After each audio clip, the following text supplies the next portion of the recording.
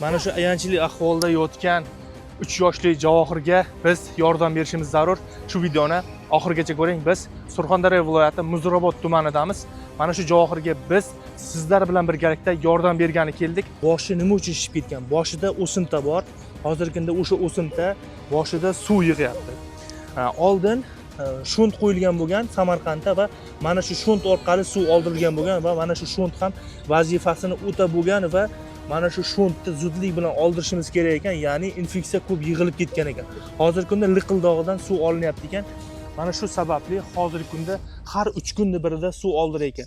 Va biz mana shu Javohir uchun Hindistonda davolash muolajalari, ya'ni davolash uchun operatsiyalarni biz $20,000 ketishini biz aniqladik va mana shu Javohir uchun biz mana shu $20,000 yig'amiz degan umiddamiz. Pastda o'zlarining kartalarini qo'yganman.